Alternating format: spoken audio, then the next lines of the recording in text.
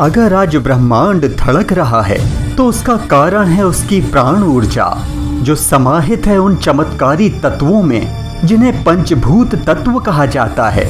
हमारा शरीर भी इन्हीं पंचभूत तत्वों वायु, जल, अग्नि, पृथ्वी और आकाश से मिलकर बना है, जिसे अंत में उन्हीं पंचभूतों को समर्पित कर दिया जाता है। और इन्हीं पंचभूत तत्वों के रूप में आज भी एक सर्वशक्तिमान हमारे बीच विराजमान हैं, जिनका इन पंचभूतों की भांति ना तो आदि ना तो अंत है, शक्तियां जिनकी अनंत हैं। और वो हैं देवों के देव महादेव, कालों के काल महाकाल, जो वायु, जल, अग्नि, पृथ्वी और आकाश रूप में हमारे बीच उपस्थित हैं। और उनकी शक्तियां पंचभूत लिंगम के रूप में प्रज्वलित हो रही हैं दक्षिण भारत में। दरअसल दक्षिण भारत में 5 ऐसे शिवलिंग हैं जो ब्रह्मांड के चमत्कारी तत्वों पंचभूत के आधार पर अवतरित हुए हैं। और वो शिवलिंग हैं जम्बुकेश्वर, अरुणाचलेश्वर, श्री कालाहस्तीश्वर, एकांबरेश्वर और नटराज। ये वो पंच शिवलिंग हैं जो अलग अलग पंचभूत तत्वों से अवतरित हुए हैं। जम्बुकेश्वर का आविर्भाव हुआ है जल से, अरुणाचलेश्वर शिवलिंग प्रदर्शित करता है अग्नि को, श्री कालाहस्तीश्वर का उद्भव हुआ है वायु से, एकांबरेश्वर प्रदर्शित करता है पृथ्वी को और नटराज शिवलिंग रूप है उस लौकिक नृत्य का जो ब्रह्मांड में प्राण ऊर्जा का संचार करता है। और आज मैं आपको बताऊंगा पंचभूत लिंगम में उस शिवलिंग के बारे में जिसे दक्षिण का कैलाश भी कहा जाता है, क्योंकि इसका महत्व ठीक उसी प्रकार है जैसा महत्व महादेव के निवास कैलाश पर्वत का है। ये वो शक्ति स्थल है जहां महादेव के भक्त कणप्पा ने शिवलिंग की एक आंख से बहते हुए रक्त को देखकर अपनी एक आंख निकालकर इस शिवलिंग में लगा दी। तभी अचानक शिवलिंग की दूसरी आंख से रक्त बहने लगा। ये देखकर जैसे ही कणप्पा अपनी दूसरी आंख निकालने लगे, महादेव प्रकट हुए और उनकी इस भक्ति को देखकर उन्हें 63 नयनार यानी 63 प्रमुख संतों में 10वें नयनार होने का वरदान दिया और वो कहलाए कणप्पा नयनार। और अंत में महादेव और कणप्पा दोनों इस शिवलिंग में समाहित हो गए, जिसे जाना जाता है श्री कालाहस्तीश्वर शिवलिंग के नाम से। इसे वायु शिवलिंग भी कहा जाता है क्योंकि इसका आविर्भाव हुआ है वायु से। और श्री कालाहस्तीश्वर शिवलिंग में अपनी आंख निकालकर महादेव के शिवलिंग को अर्पित करने वाले कणप्पा कोई और नहीं बल्कि स्वयं अर्जुन थे। अब आप विचार कर रहे होंगे कि आखिर अर्जुन कणप्पा कैसे हो सकते हैं। दरअसल इस कथा का प्रारंभ होता है महाभारत की पूर्व तैयारियों में जुटे कौरव पांडवों के समय से। सभी अपने दिव्य अस्त्र शस्त्रों की प्राप्ति में लगे हुए थे।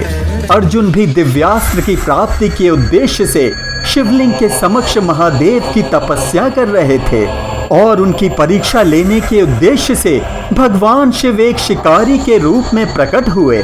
तभी अर्जुन की तपस्या को भंग करने के लिए दुर्योधन द्वारा भेजा गया मूकासुर जंगली स्वर के रूप में आ धमका। महादेव और अर्जुन दोनों ने उस पर प्रहार कर दिया। पहला वार किसने किया, इस बात पर महादेव और अर्जुन के बीच युद्ध प्रारंभ हो गया और अंत में अर्जुन के पराक्रम को देख महादेव ने उसे दिव्यास्त्र का भागी मानते हुए पाशुपतास्त्र वरदान स्वरूप दे दिया।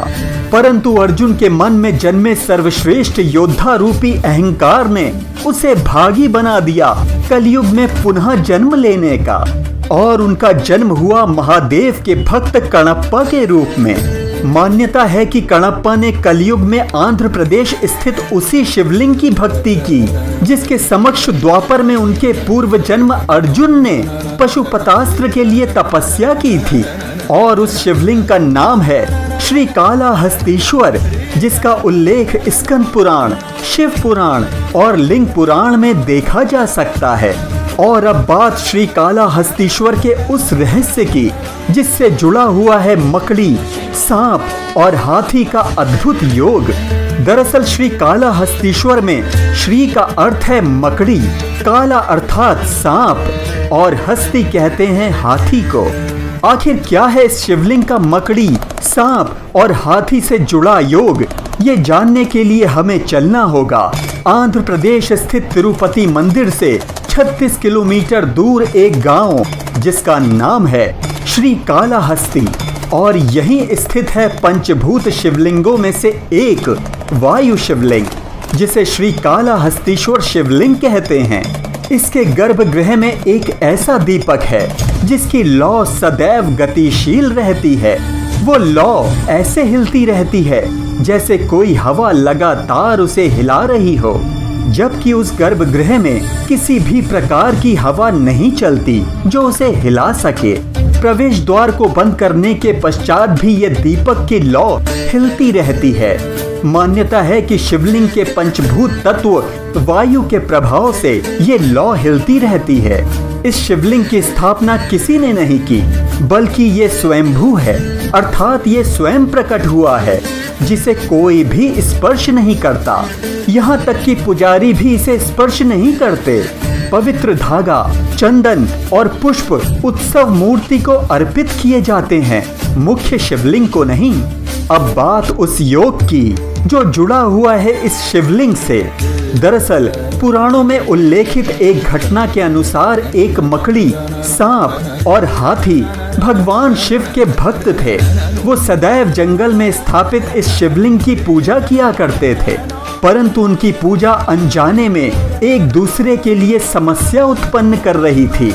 दरअसल मकड़ी शिवलिंग के चारों ओर जाल बुनती ताकि कोई शिवलिंग को हानि न पहुंचा सके, जबकि सांप शिवलिंग में लिपटकर उसकी शोभा बढ़ाता था और हाथी प्रतिदिन उस शिवलिंग को पास में बहती सुवर्णमुखी नदी के जल से नहलाता था। ऐसा करने से मकड़ी का जाला भी साफ हो जाता था और सांप भी दूर जा गिरता था। अब मकड़ी और सांप दोनों हाथी से तंग आ चुके थे। एक दिन जैसे ही हाथी ने शिवलिंग पर पानी डाला, आवेश में आकर सांप उसकी सूंड में घुस गया।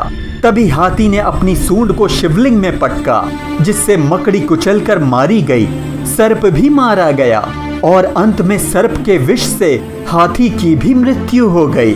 भगवान शिव ने सर्प और हाथी को मोक्ष प्रदान किया, जबकि मकड़ी का जन्म एक राजा के रूप में हुआ और वो था चोल वंश का राजा, जिसने भगवान शिव के कई मंदिर बनवाए, परंतु सभी मंदिरों में उसने प्रवेश द्वार बहुत छोटे बनवाए ताकि हाथी मंदिर में प्रवेश न कर सके।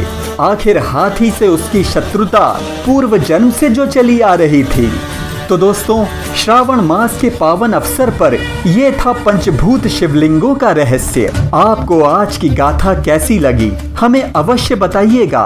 वीडियो अच्छा लगा तो लाइक, शेयर और बेल आइकन को दबाकर चैनल सब्सक्राइब जरूर कीजिएगा। हर हर महादेव।